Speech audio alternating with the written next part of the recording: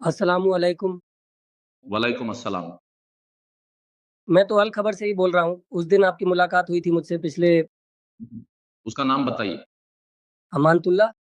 अमानतुल्लाह, चलिए अब आप अपना सवाल पूछिए, आपके पास अभी थोड़ा समय और है।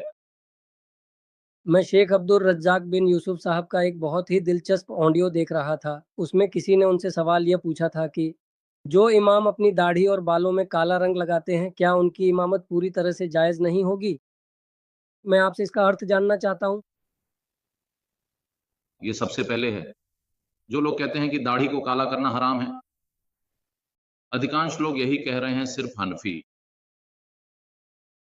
दुनिया में कई लोग इसे काला करते हैं, उनके लिए यह काम नाजायज़ नहीं है। उन्होंने इसके समर्थन में कुछ दलीलें भी पेश की हैं।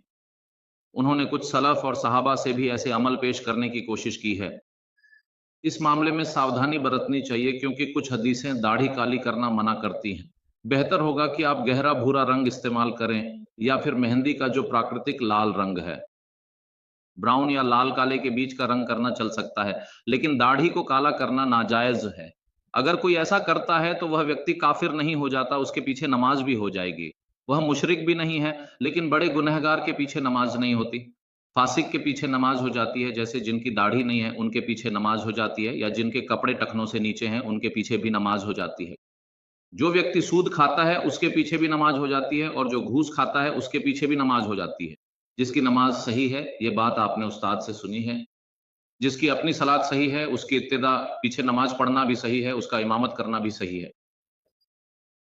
ये बात समझ में आ गई कि नबी सल्लल्लाहु अलैहि वसल्लम से ये सही साबित है। सल्लल्लाहु अलैहि वसल्लम। जिस व्यक्ति का अकीदा सही है, जो बड़े कुफ्र से मुक्त है, नास्तिक नहीं है, मज़ार पर नहीं जाता और अल्लाह के अलावा किसी और को नहीं पुकारता, ऐसे व्यक्ति के पीछे नमाज़ पढ़ना जायज़ है। उसके पीछे नमाज़ हो जाएगी, चाहे वह फ़र्ज़ हो, सुन्नत या नफ़ल। यही जमात का तरीका है, और बाकी भी। कुछ मुफ्ती ऐसे हैं जो अतिशयोक्ति करते हैं, जो मुसलमानों के बारे में कुछ फ़तवे देकर हद से बढ़ जाते हैं। अल्लाह रब्बुल आलमीन हमें सही जगह से फ़तवा लेने की तौफ़ीक दे। फ़तवा लेने के मामले में आप सबको सतर्क रहना चाहिए।